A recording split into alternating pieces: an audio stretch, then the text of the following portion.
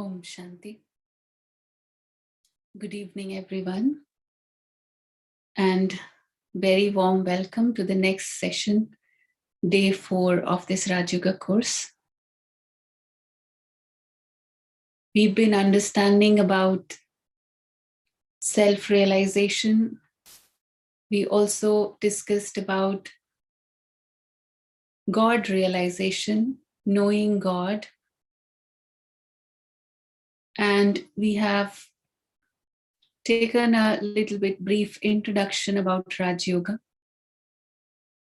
And today, in this session, we will talk about the proper systematic way, basis, foundation of Rajyoga, and the method, how actually we have to practice this Rajyoga meditation. So first, before beginning the session, let us sit in a little reflection for a few minutes.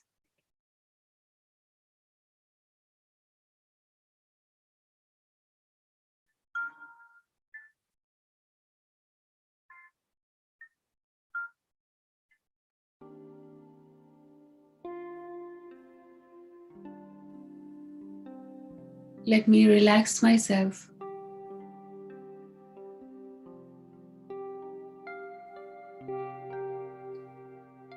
Taking a deep breath in and letting it out.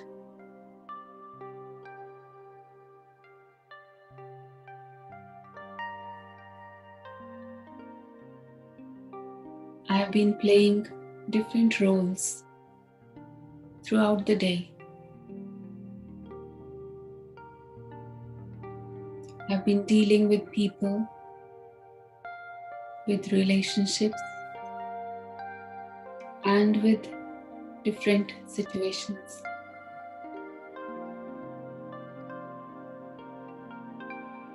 Now, this moment, it's time to be with myself.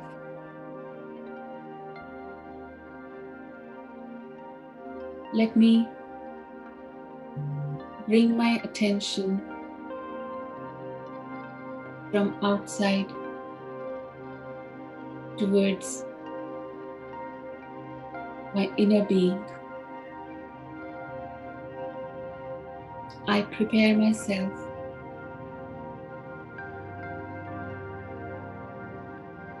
for this spiritual journey.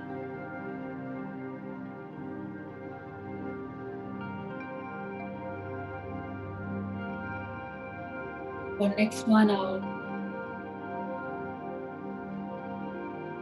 I just tell my mind,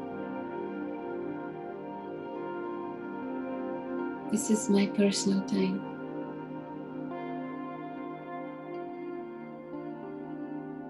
Simply put down everything else and be with yourself.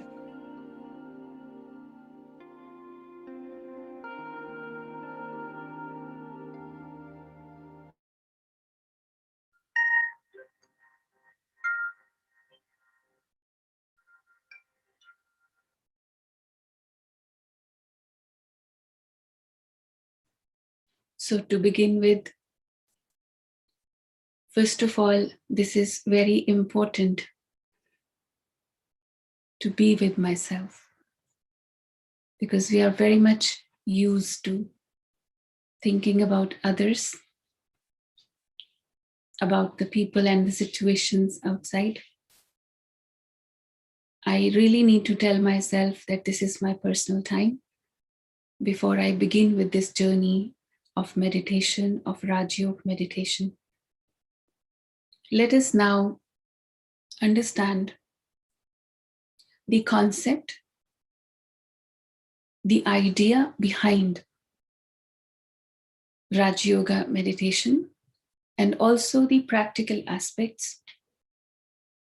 Side by side, we will understand the way of connecting with God.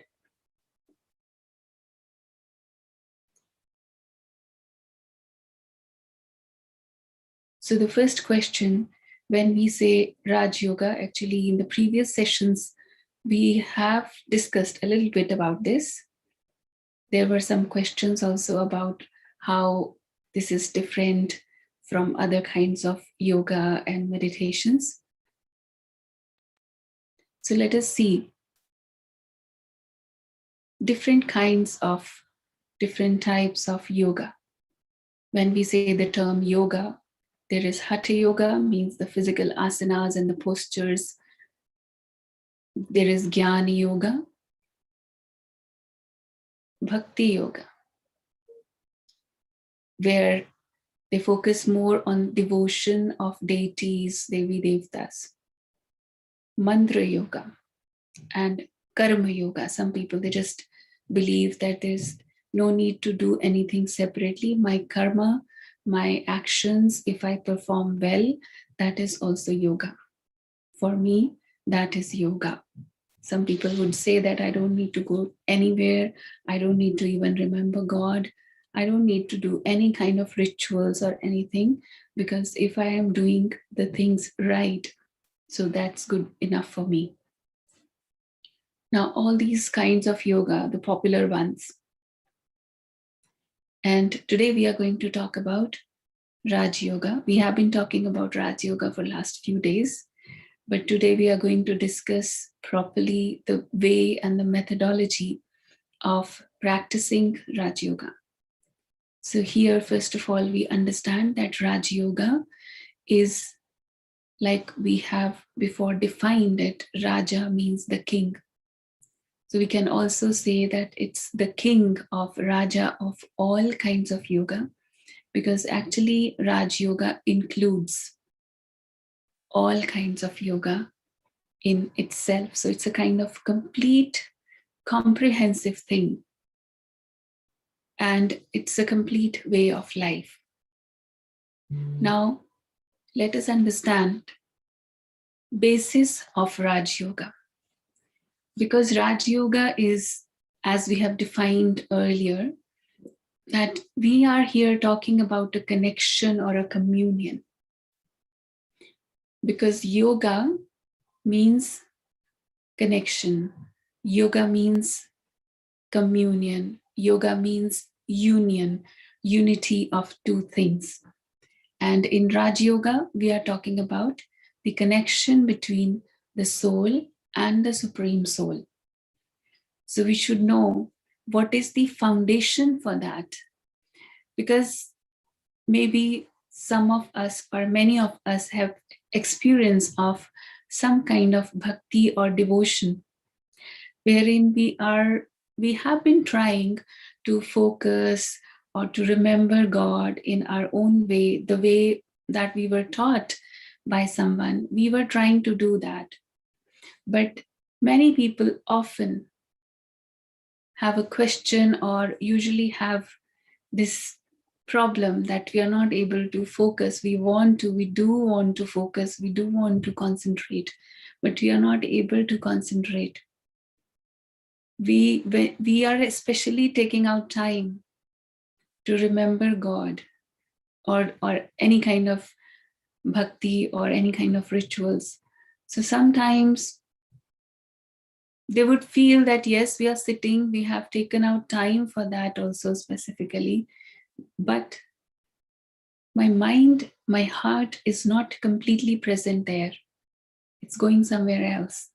It's just wandering around. The other day, somebody asked this question as well, that why it wanders. It does, because the foundation is not clear. So let us understand this foundation, the basis of Raj Yoga, the basis of having this connection and communion with God, with the Supreme Father. So wherever we want to connect or we want to concentrate, we want to have a uninterrupted remembrance. For that, there are four things. First thing is introduction.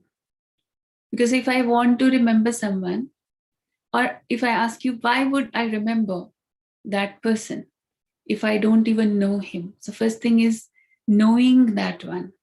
So here when we are talking about connecting with God or remembering God, first thing was introduction that we had in the previous chapter yesterday. Who is God and where is God? What is he doing actually? So proper introduction of God will help me to connect with him. And the second thing is relation. Where I have some kind of relation, there only my mind will go. If I don't have any relation, I don't feel any connection. So this is the second important basis of Raj Yoga, to experience relationship with God. Third is affection. If you have love for someone, you have affection, that feeling for someone, then only your mind will go there. And it's easier to remember. Rather, I would say it's a natural remembrance when I have affection for someone. And the fourth thing is attainments. What kind of benefit I'm getting from that one? Let me ask you, if you are receiving some special benefit from some person, of course, your mind will remember that one. There was one friend of mine, suppose, and I didn't see him for a long time. I didn't see him for like 10 years. And 10 years ago, that person has borrowed some money from me. Actually, it was not very big amount. For a few days, I remembered that. And I was actually expecting that he should come back and pay back to me. But after some time, I just let it go because I didn't even see him. I forgot him. And now suddenly after 10 years, he calls me and he says that tonight I'm coming and I'm bringing 50,000 rupees. It was not even 5,000 when he borrowed from me, but today he don't know why or whatever he realized, but he said that I am bringing 50,000 with that realization. Now whole day is still there. Whole day is there to go. He's going to appear in the evening time, but whole day I will have somewhere in my subconscious that thought about that person. Can I forget that person? Can I forget that he's coming and he's going to give me 50,000 rupees? Can I forget? No, I can. Can I complain that I'm not able to remember? No, because there is attainment. There is some benefit. Now, when I talk about God, when we are talking about remembering God, most of the people are complaining that I can't focus, I can't concentrate, I can't remember him. I want to remember him, but I end up remembering everyone else except him. So this is how it is happening. Why? Because this foundation was not there. So now we understand first introduction. Remember him as he is. And we have understood he is a point of light, the divine energy, divine light. Second thing is relation. What is my relation with him? It depends on us what kind of relation we establish with him. What kind of attainment I want to have, I can simply establish that kind of relation. Just for example, there is a very wealthy person, millionaire, billionaire, lots of wealth, and he's a great donor also. He likes to donate, he likes to help people. One beggar comes at his doorstep and he's begging for money. How much he can give to that beggar? How much? If you are in India, it's like 10 rupees, 20 rupees, 50 rupees, or 100 rupees, not more than that, right? To a beggar, how much someone would give? Not more than that. Just 5 rupees. Yeah. So, so this is how it is. Now, that's also, it seems like if he is giving 100 rupees also, it seems like a lot, right? And now, on the other hand, he has a servant, the one who is working for him with so much of trust and loyalty for many years. And he is a nice person, honest person. How much he can give to that servant? Of course, his salary, but sometimes when he needs something additional in his family, he has some issue, some problem, something extra, little bit more than the salary, or sometimes once a year a bonus, only that much, right? And he has been doing all his housework. He's been helping him for so many years, but this is the attainment. And then comes his son. His son is not doing anything for him. Rather, he is doing everything for his son. His son is never washing his clothes. He's never doing anything else for him. No cleaning, no washing, no cooking, nothing. How much he will give to his son? Everything. Everything, right? All the inheritance, all the property, what he has a feeling that it all belongs to my son, my child. So this is the magic of the relationship, what kind of relation we establish with God. Now, let me ask you, you can ask yourself, what kind of relation would you like to establish with God? Father, mother, friend, beggar, or servant? You know, sometimes people pray and they say that I am the beggar.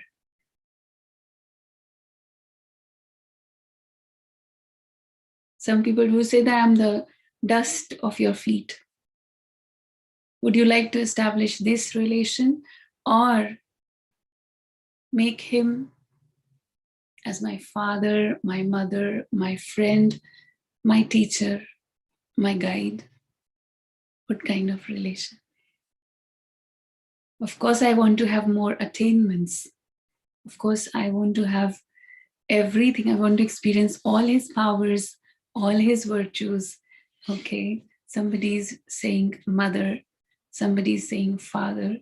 So that's good, because when you establish the closer that relation is, more attainments you will experience. More closeness when you experience, it's easier to connect, easier to remember, and there is no complaint, there is no excuse that I cannot focus or I cannot concentrate. Like a mother is remembering the child. A mother is remembering the child. The child is far away, maybe another city or another country, abroad. He's gone for a study abroad. And someday she's cooking his favorite food, and while cooking the food also, she's remembering her son. There is no picture of her son there in the kitchen. But she says, my child, he is in my heart. Because there is love. So the next basis was love and affection. Where there is love and affection, because every relation is not affectionate. Or sometimes we are not experiencing affection or love in every relation. So one thing is I have to establish a relation with God.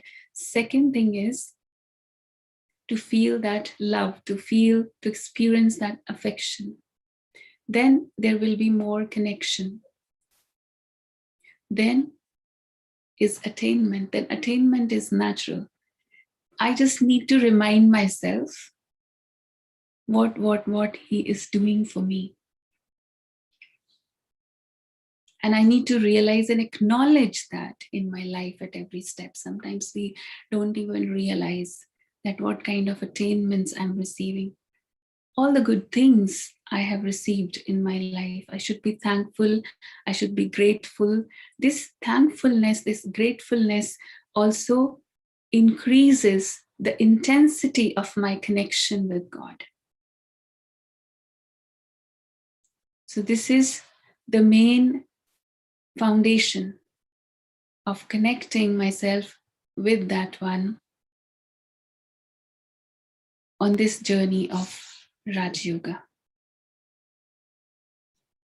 And then sometimes we would say that I'm not able to focus. Now, what is that which is distracting me? And then next thing is how to remove those distractions. Then comes the root of the very foundation, the seed of Rajyoga meditation. So actually any kind of negative thoughts that is coming in my mind is a distraction, of course, negative or waste thoughts. But what is the origin of all these waste thoughts? Mainly these 5 vices: lust, anger, greed, attachment, and ego. And if I've been sustaining them, if I've been giving excuse, if I've been justifying that it's okay, if I've been justifying that it's fine, it's natural because I'm a human being, I'm not God. You know, some people say that I'm not God, I can't be perfect. So it's okay as a human being to have greed, to have attachment, to have ego, a little bit of everything is okay. Is that okay? If you are justifying that it is okay, this much, little bit, not much. If this little bit is okay, then distraction is also okay. That's going to happen. Then I'm not able to focus. Because all these things are taking away, pulling my mind towards something where I don't want to go. And sometimes anger, suppose. Sometimes there are different forms of anger. Not everyone is always shouting in anger. Many a times we are angry inside, but we are not showing, we are not projecting that in our behavior. But it can be in the form of irritation, it can be in the form of hatred or jealousy for someone. Right?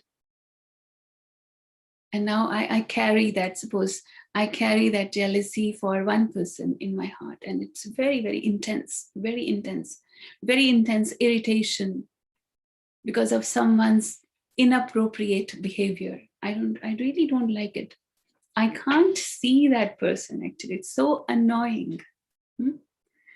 If something like that is happening, what will happen?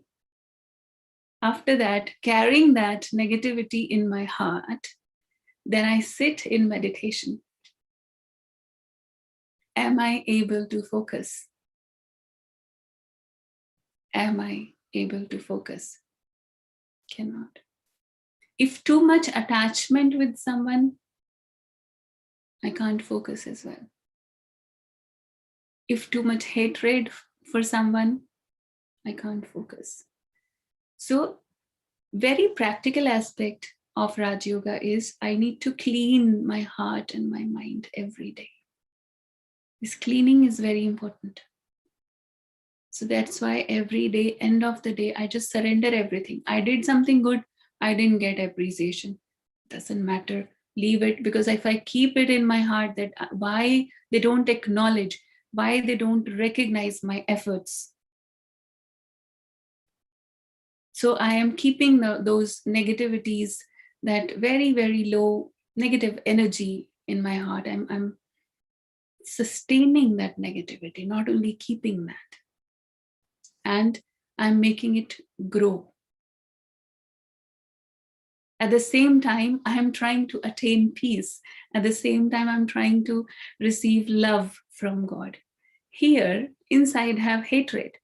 No matter for one person only or for 10, even if it is for only one person, but that hatred is sitting here,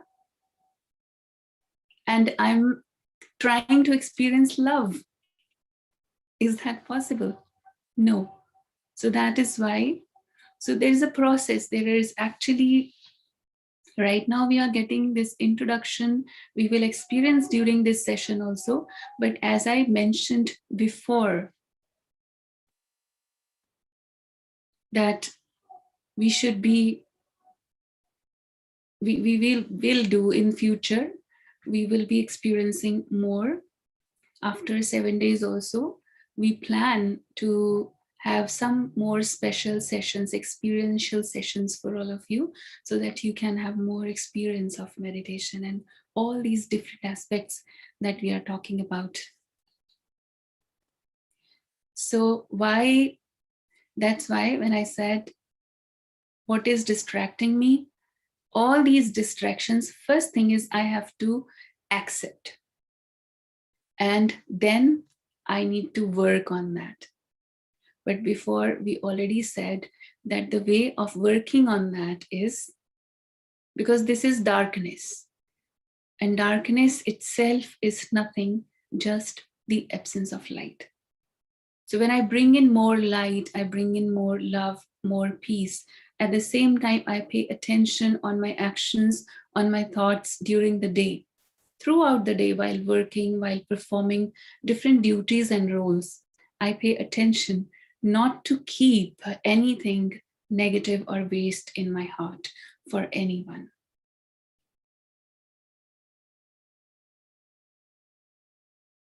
So we can define Raj Yoga in a very simple way.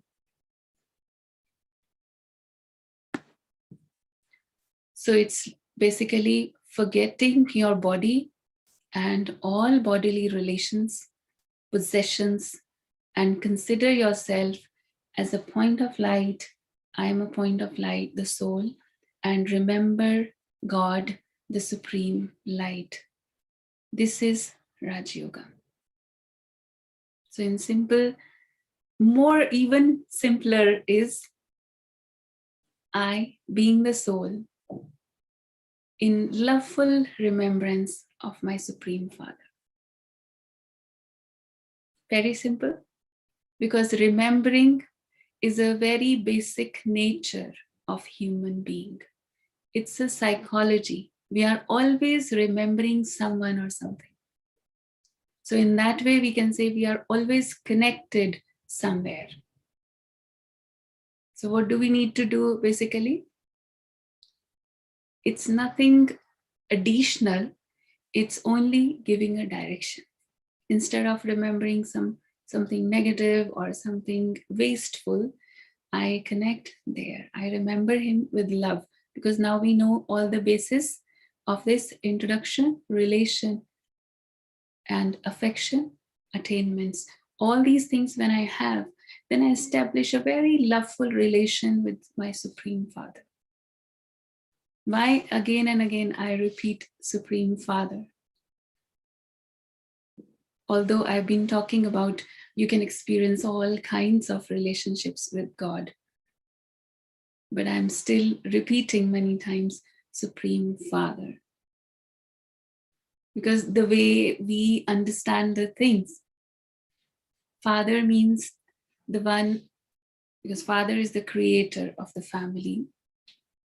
Of course, in India, basically, in other countries, usually other religions mostly will talk about God Father.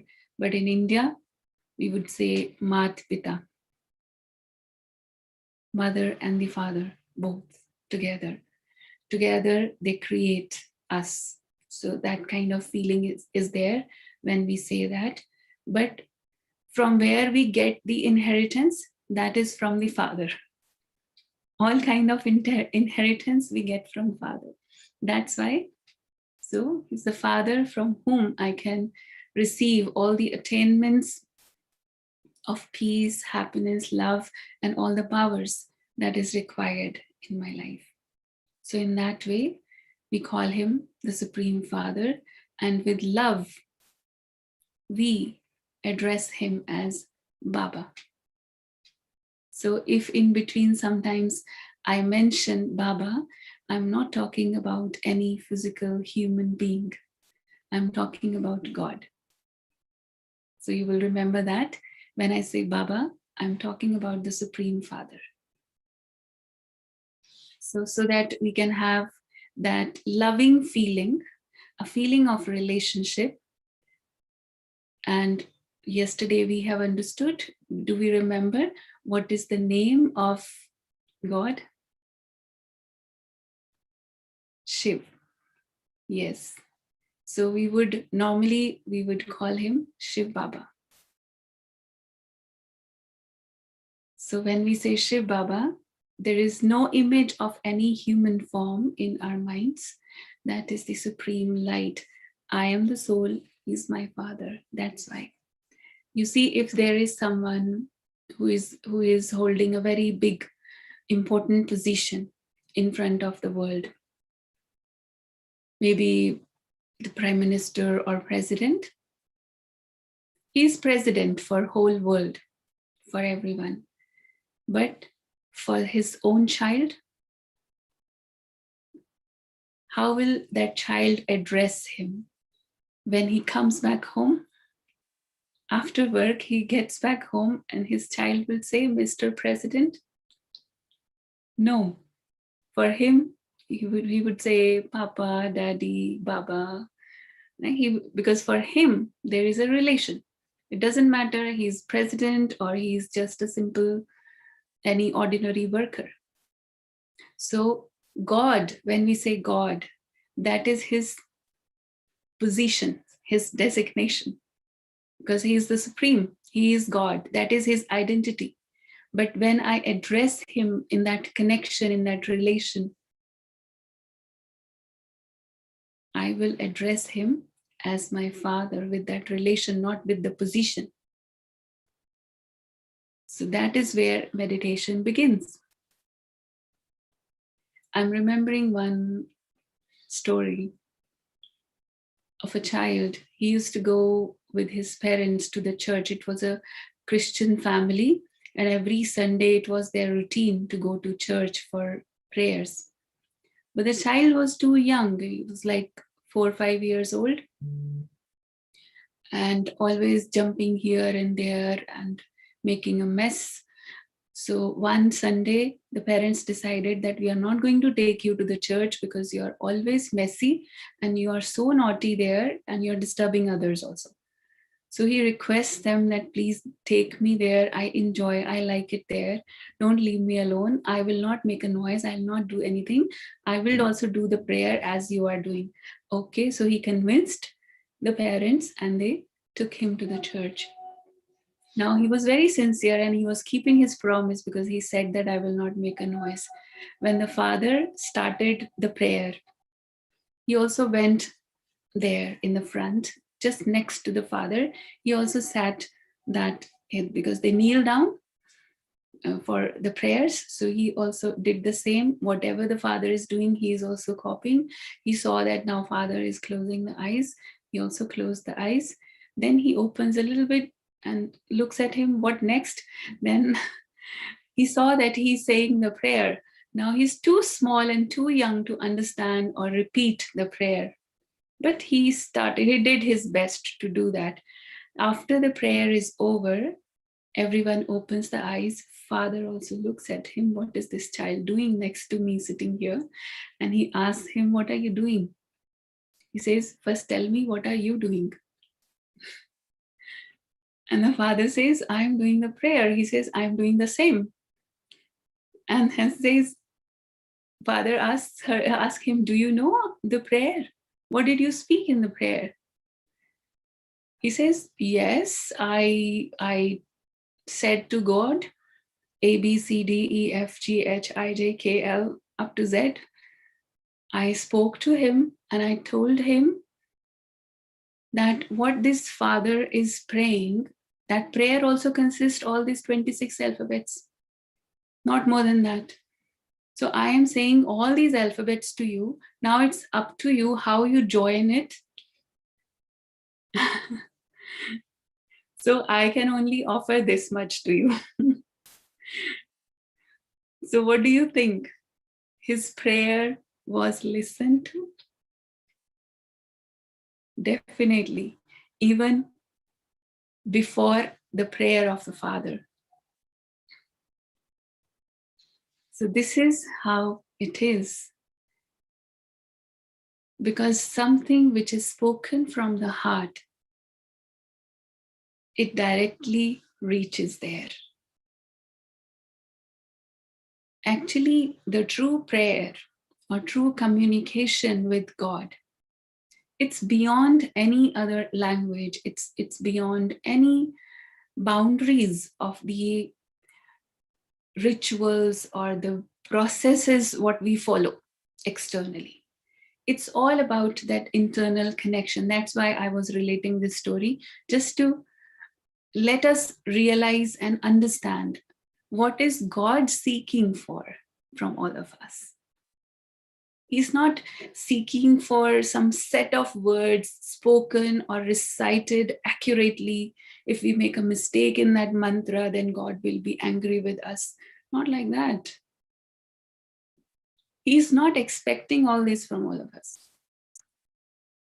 He's just expecting that love from the heart. Just like a child comes back home, he just relates whole story. Throughout the day, whatever happened, he wants to relate everything to his mother. He wants to tell her everything. When they are little, no? Children, when they are little, they share everything. And they want to innocently everything they would tell. One day, this child was told by his teacher that write a beautiful letter for your mother. And the teacher was guiding what kind of words you can use, what kind of sentences you can write. So it was like under the guidance of that teacher, he wrote a very beautiful letter for his mother. Now today, he comes back home and he's talking to the mother and saying that mother comes in front of him. He opens the letter, started reading that letter. Mother is happy. Yes, nice. Very nice. But today he's not talking as usual, what he used to talk every day, the voice of his heart. Today he's just reading that letter. And whenever the mother comes in front of him, he opens the letter and starts reading that. After once, twice, three times, what will mother say? That's okay. She would say, this is okay, this is nice, now put it down. Now speak to me, talk to me. I want to hear you. You know what I'm trying to say? I hope it makes sense. What am I doing when I go in front of God every day and I speak the same prayer every day? Try to listen to his voice, what he wants to say. He's also saying, please speak something, talk to me. This is good. The prayer was good, but it was not your voice. It was written by someone else.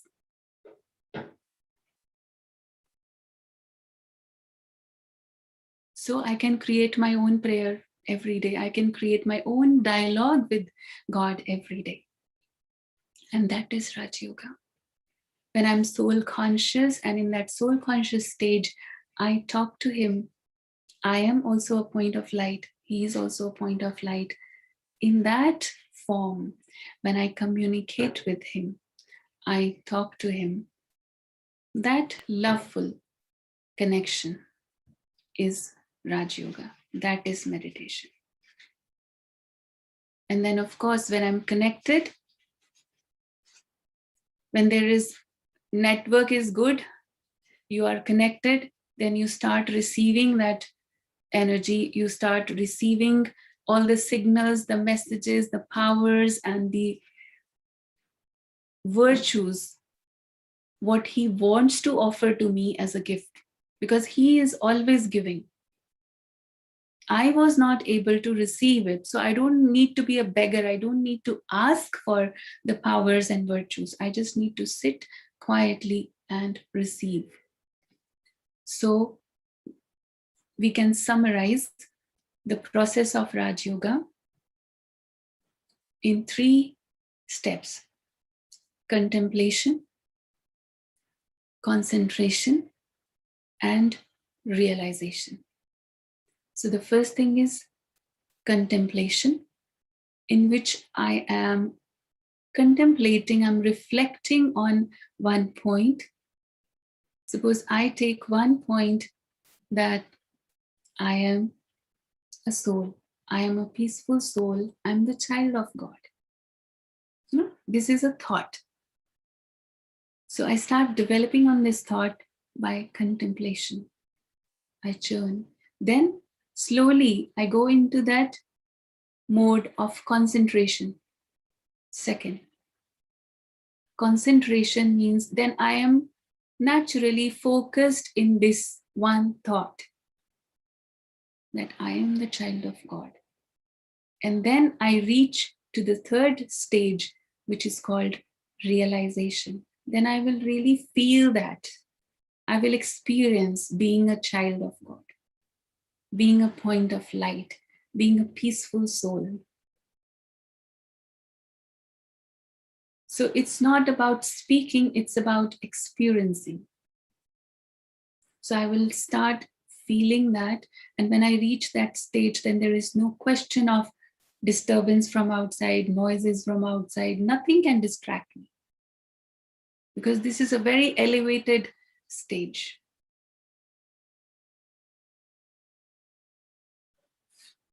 So this was the basic understanding and the method. I hope this is clear to everyone.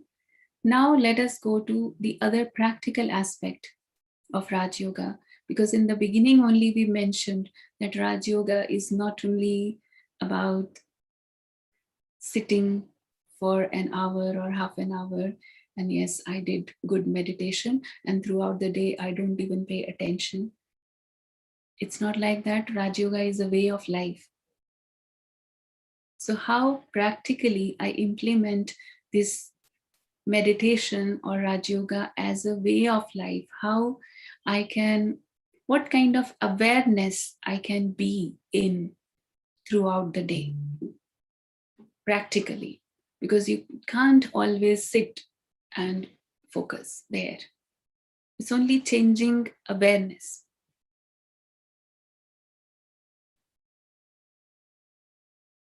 Let us have a look on this.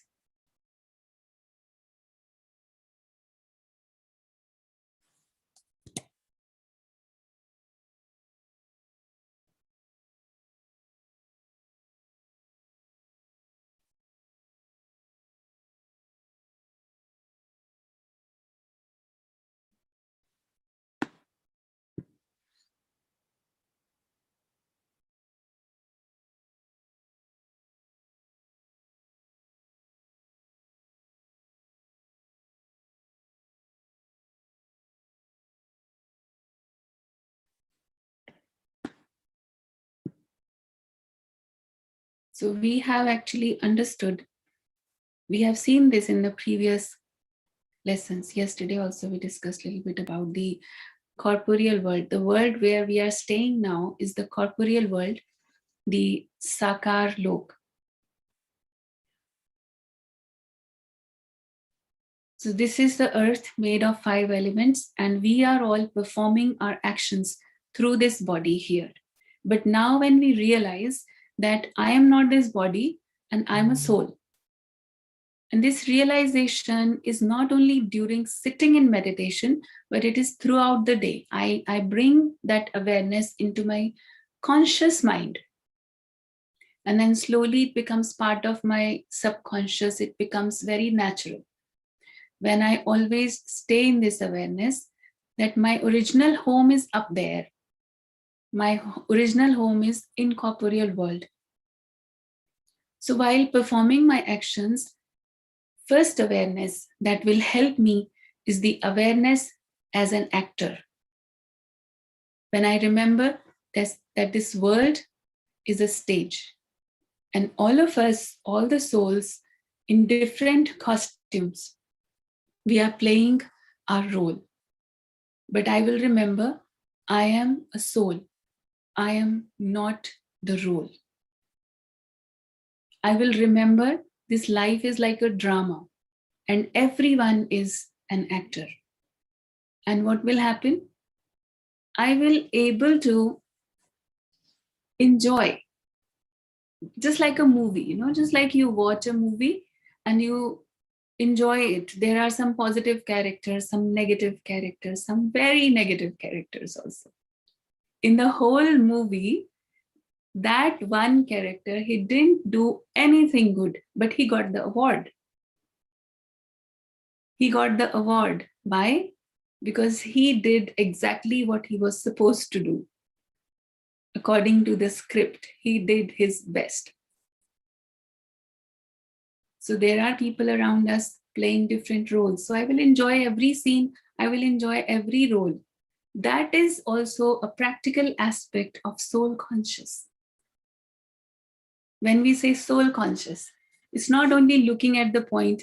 If you go out and stare at someone and then just trying to find out the star here, that's not very practical because they will feel you are strange. No, it's about internal attitude towards the people around me when I look at them, when I observe them. Very gentle observation. I'm observing them, I'm realizing they are different roles. And sometimes it was there in one of our lessons of everyday study. That sometimes you should observe it, watch it like a cartoon show. Kids like cartoon show. So like cartoons are jumping and they're doing any crazy things. They do crazy things, but we enjoy.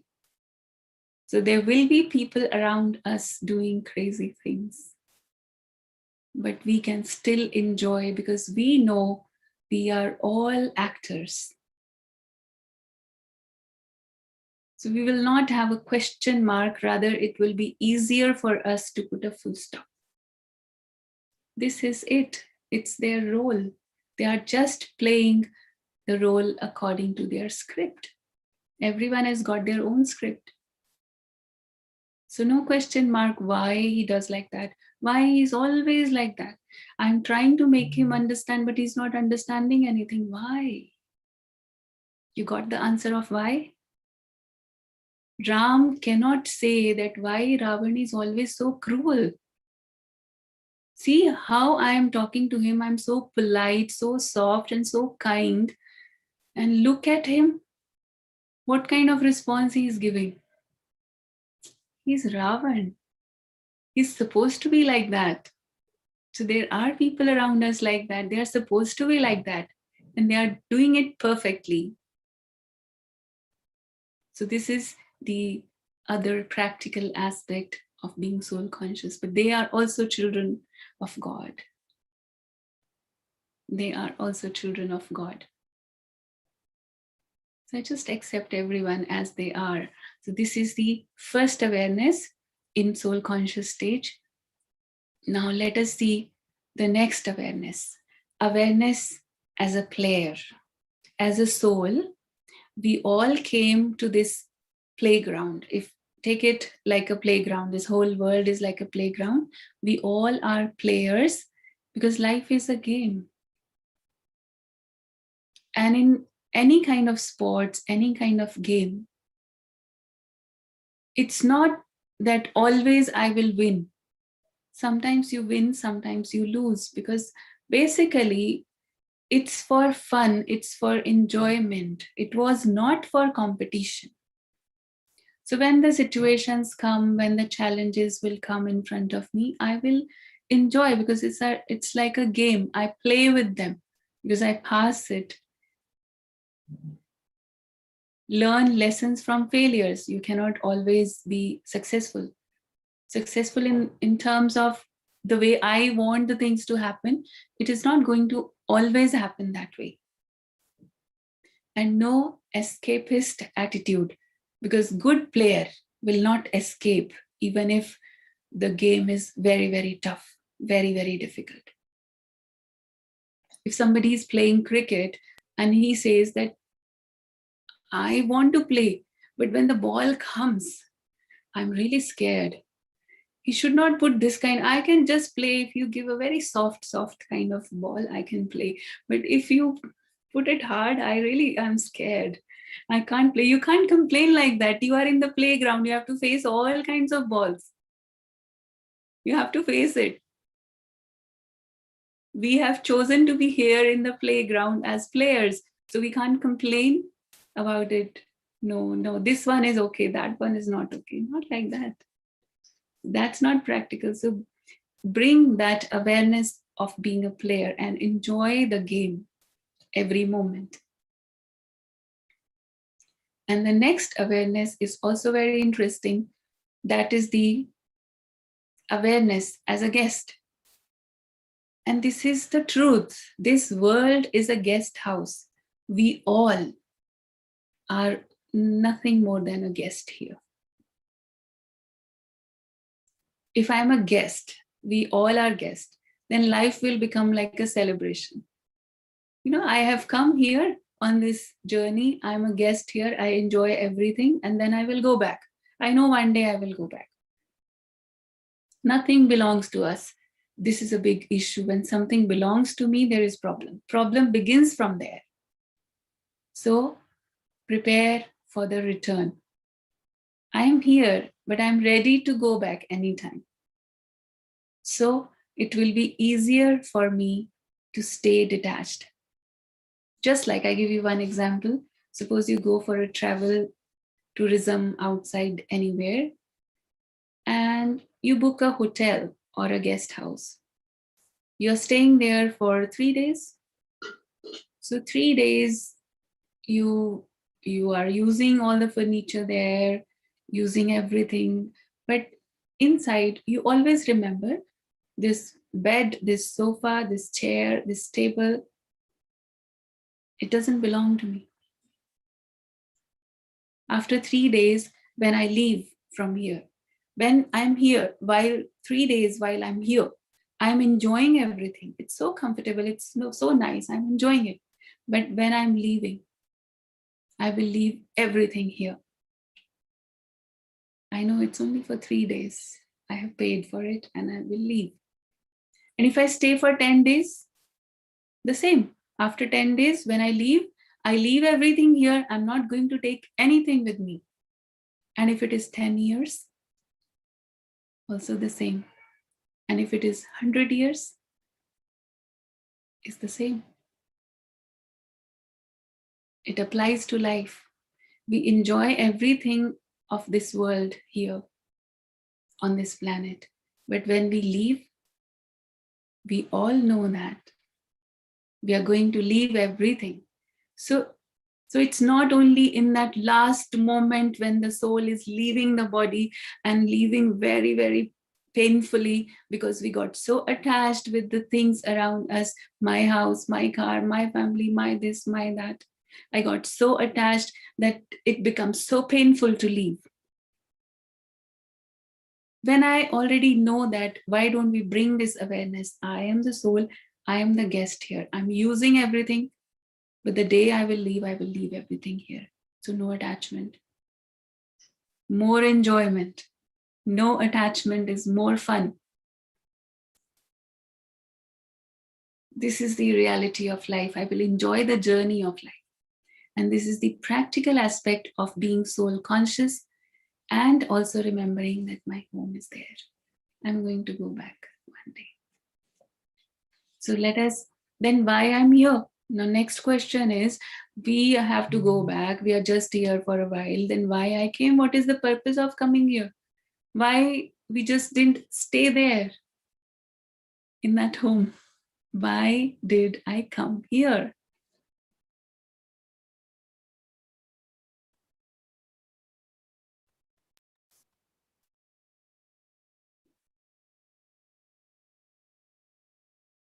We all are on this eternal journey. In this picture, actually, you can see one more thing. Before, I just explained the corporeal world, which is here, the earth, this planet, and all other, so many other planets are here in this physical corporeal world. And up there is the incorporeal world, that is my home. And in between, there is a third one, which is called subtle region, subtle world, or the angelic world. I'm not going into the detail of that right now. That can be done in the future classes after the 7 days course. But I'm just telling you. And coming to the earth and going back to Paramdham is like a continuous process. We come, then we go back, then we come. But why? What is the purpose of coming on this earth? It's very interesting to know. I come here to express myself. And another thing is to experience. Also to experience a relationship with the Supreme.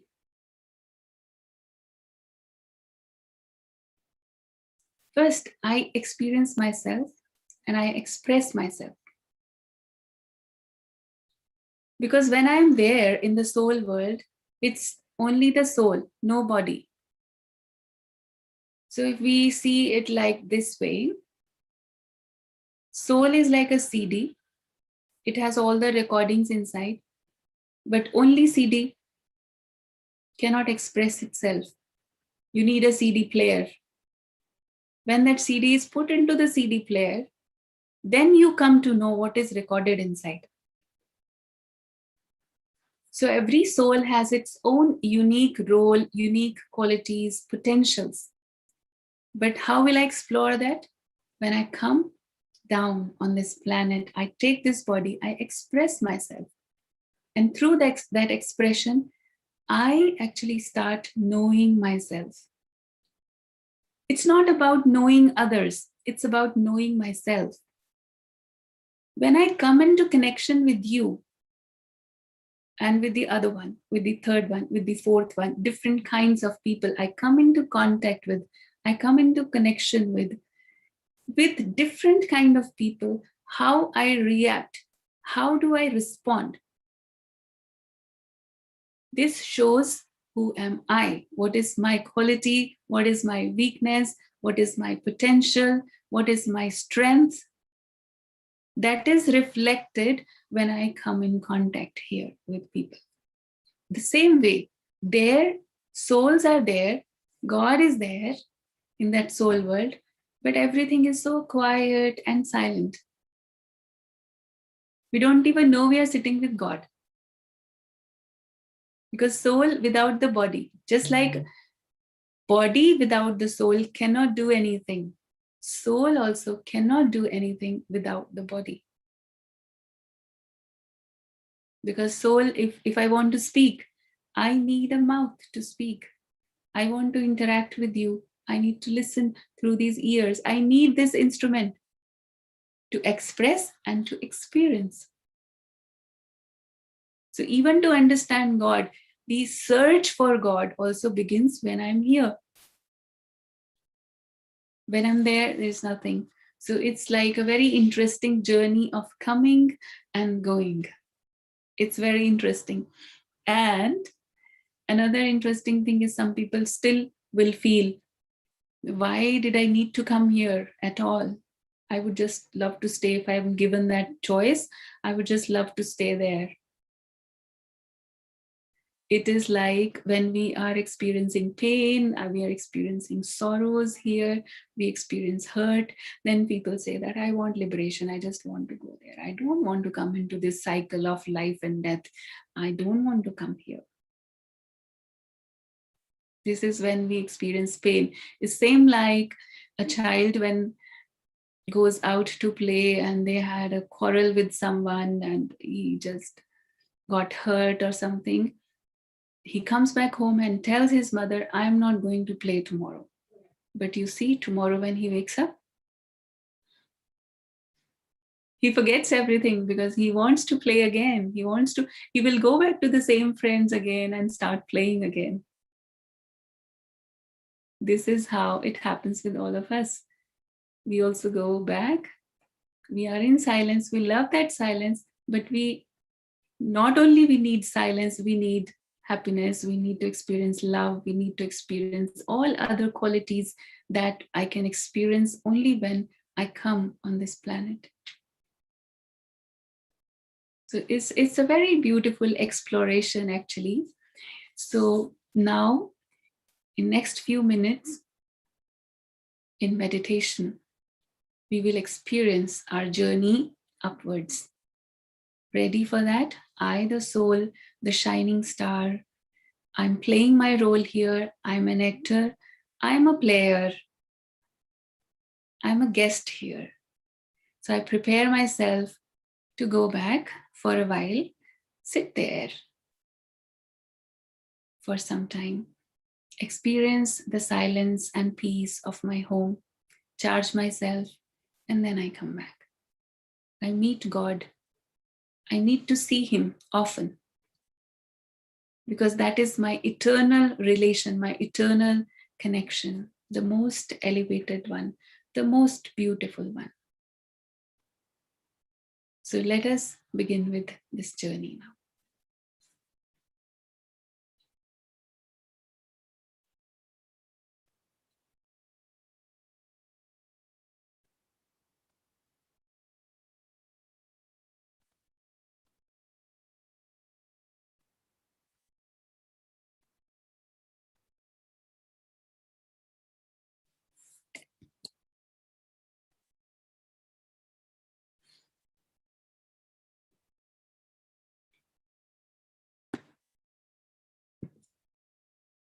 So let us sit in silence.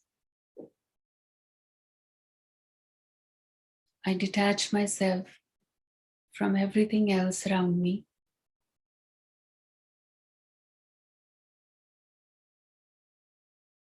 Sit quietly.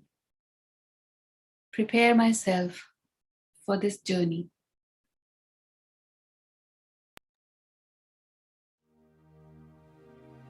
I, the shining star, the soul, point of light, leaving this physical body, I go beyond on this beautiful journey towards my home, beyond this physical world, beyond the sky, beyond the 5 elements,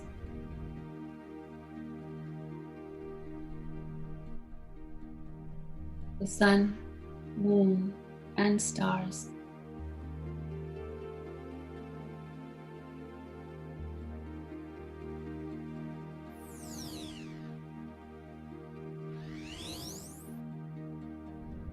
My home is pulling me back.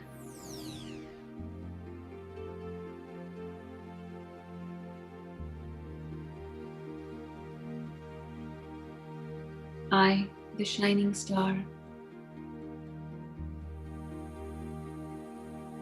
very lovingly, I'm going to meet my Supreme Father in that abode of silence. I see myself in that world of light.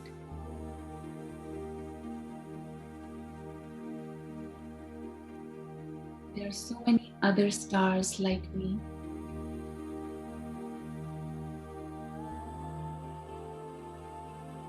Among all those stars, brightest one.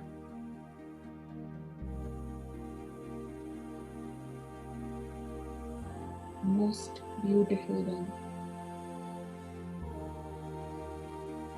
Almighty, Supreme Father.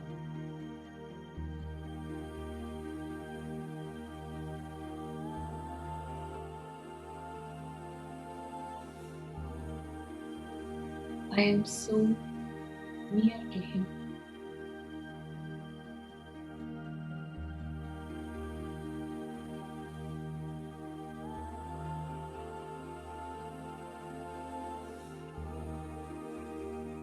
He is the ocean of love,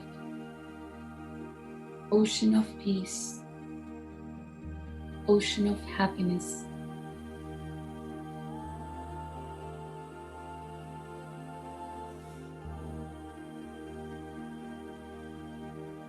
Sitting here under His canopy of light, I experience His divine love. I feel the sweet silence of His home.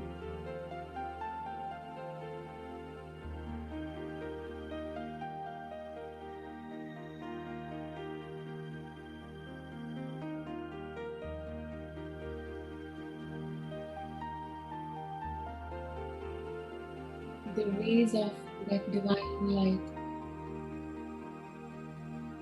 are charging me.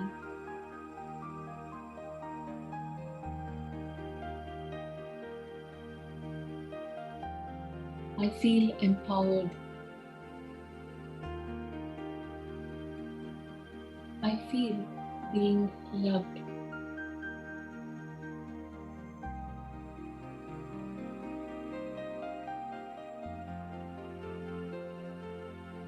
I experience the peace that I was seeking for a long time.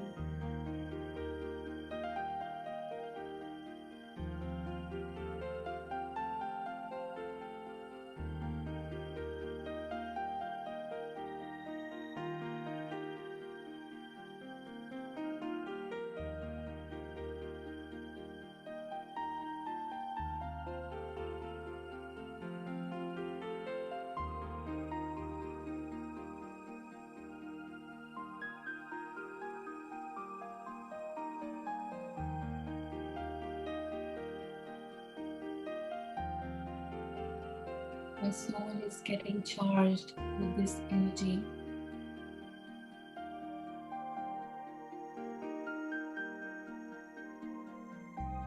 This is the real comfort and contentment.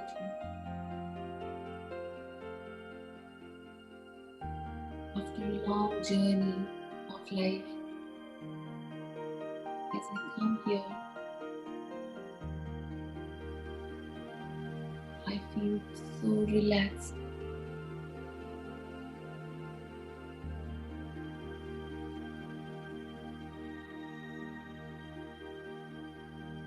I charge myself and prepare for further journey, empowering myself and preparing to go back to the corporeal physical world once again. I fly back through the skies, back to this planet, into this body, the shining star.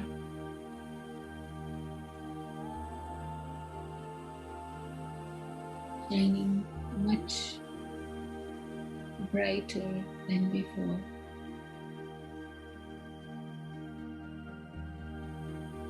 Much more peaceful than before.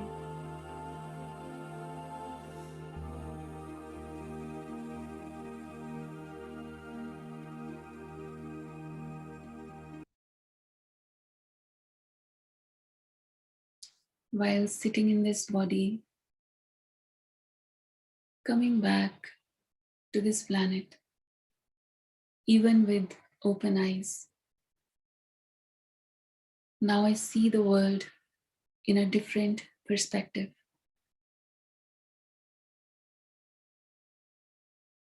I can see and experience every soul as a unique actor.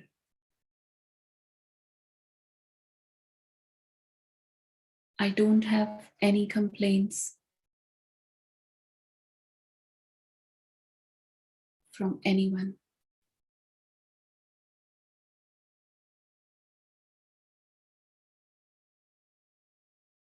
Om Shanti. Om Shanti Didi. Can we go ahead with questions? Yeah, sure. Yeah. So the first question is, mantra is also written by someone, but it has meaning and these are powerful too. So can we say that they cannot reach God? Yes, it is powerful. It has meaning. Before going into the detail of that, let me just explain a little bit about the word mantra. The word itself, the literal meaning of the word mantra means advice. So every mantra is giving me an advice to do something or to become something or to act in a particular way. If I am just chanting or repeating, but I'm not listening to that advice, I'm not implementing that advice, then it's just mere words. But that was originally an advice given to us to do something. So let's take it a simple one like Om Namah Shivaya. Om means I am. Namah means I greet. Namaste. Shiva is the God. So I am actually greeting God. And if I repeat it few times, Om Namah Shivaya, Om Namah Shivaya, Om Namah Shivaya, it seems like when a child is talking to his father, when father comes back home and the child says, Good evening, Papa. Good evening, Papa. 3 times, Good evening, Papa. 4 times, Good evening, Papa. And Papa will say, Speak now. It's enough of good evening now. Now you can continue to speak further what you want to say. So that is something like that, because I'm not saying there is something wrong in that. It's not reaching God. It is reaching God, but after that, He wants to listen to your voice also, the voice of your heart. Make sense? Yeah. So the next question is, how do we detach from someone? It's easily said than done. Yeah. Yeah, first thing is, why do I attach with someone? The reason of attachment is always rooted in some expectations. We agree or we don't accept, it doesn't matter, but actually there is some expectation behind every attachment. Sometimes from outside, externally, it looks like selfless. But there is a big difference between love and attachment. Love is very pure energy. Love is always detached. Love is selfless. But attachment is very selfish. Even if I'm saying that I love you, I'm attached to you is equal to I love you. Usually for people, they define it like that. But then we want you to be happy. So we do everything for you to be happy so that you stay happy, you smile. And if you don't smile, I feel sad. So there is an expectation in that also, that if you smile, If you respond positively for whatever I'm doing for you, then I will be happy. So attachment is quite painful thing. First, I need to understand that. So then we will stop justifying that attachment is normal. Then only we will shift towards pure love. And pure love is beyond any conditions and expectations. And that can happen when I experience love from God. Because that is very unlimited kind of love. Eternal, unlimited, and abundant love. When I experience that, I allow God to love me. Then I can love everyone without attachment. The next question is, it's difficult for me to consider God as point of light. How do I have a relationship with a point of light? It seems abstract. So this person gave an example also. When I remember my son, I already know him. But sometimes for now, like when I think about God, it seems abstract to me. So how do I deal with this? See, when you see yourself as a body, easier to remember your son because he is also into body. So that's why first step is I consider myself also as a point of light. And my father is also point of light. If I consider myself as a body, then God as a point of light, of course, seems like abstract. Because there is a big difference here, such a big body, and there only point of light. So that is why one simple example, when we connect, like you make an electrical connection also, you connect two wires, you need to remove that rubber, the insulin on that wire, insulation. So that insulation, if you don't remove, what will happen? You just tie a knot, but there is no flow of current. Now what is happening here is God is without any insulation, no rubber on that, but I have a big body consciousness, including all the relationships of relating with, connecting with this body. Until I remove this, I cannot feel that love and flow of energy and relation, what you actually are understanding. I can see that you are understanding, but you are not able to experience, because the first subject of being soul conscious is very important. That is in the foundation. Once you do that, you will experience the love. How can I accept something ASAP as soon as possible? If you want to, then you can. And if you don't want to, nobody can help. And why I would want to accept something? I will only when logically, from my intellect and also from my heart says this is beneficial. Now, I don't know in what context you are asking this question, but then I just give my own example. Suppose there is someone who has done something wrong for me and really did very bad.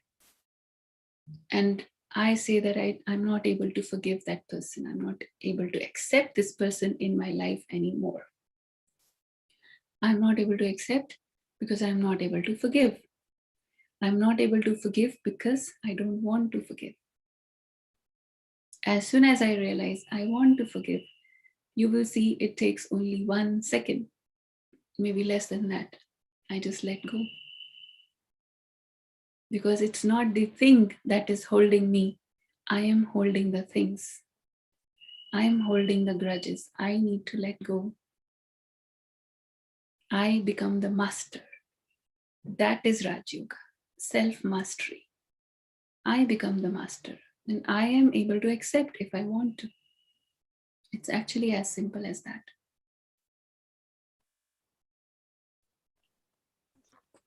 The next question is, how does the soul choose the body in physical form, and what is the karmic connection between soul and body? Yeah, we will take this question in the lessons where it is relevant. About the karma when we talk about, and then reincarnation we will talk about. You will get the answer. And the next is, I have been practicing to seeing myself out of the body for some minutes. Is it dangerous? Mm-hmm. It's not dangerous, but you have to be aware of one fact, that actually soul is not leaving the body. It's only my awareness going there. And if you try hard also that you are leaving this body, soul will remain in this body until, because from the birth of this body to the death, how it is defined, when soul entered, that is the birth, and when it left, that is the death of this body.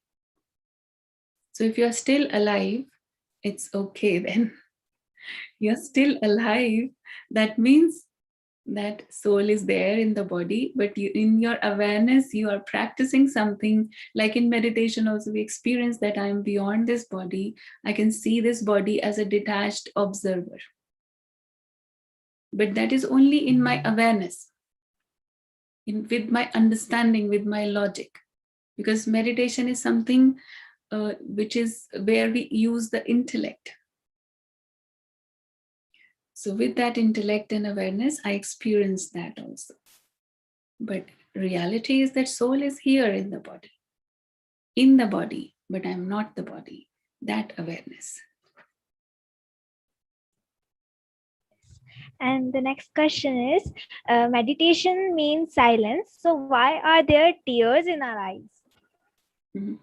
Meditation needs silence. Meditation not only means silence, it is much more than that. Because in that silence, you are able to experience yourself. In silence, in quietness, you can see all the innate qualities you can experience. If you remember the 7 qualities of the soul, there is peace, there is love, there is happiness, there's power, purity, knowledge. All these qualities are there, but because we are always living in this noisy world, and we are engaged, our mind is engaged in listening to those noises and voices of outside world. So as soon as I quiet myself in silence, then I experience that. And when you experience love, the true love from within, you experience I am love, you experience the love from the Supreme, that those tears are the tears of love. It can be the tears of joy. It can be the tears of finding something after a long, long time of search. So that experience brings tears. It's okay, it's normal to have tears. And today's last question. Sometimes without reason, I feel very low. Actually, what I experience at any given point of time, suppose right now, suddenly I was happy, I was okay, but suddenly I feel sad or low.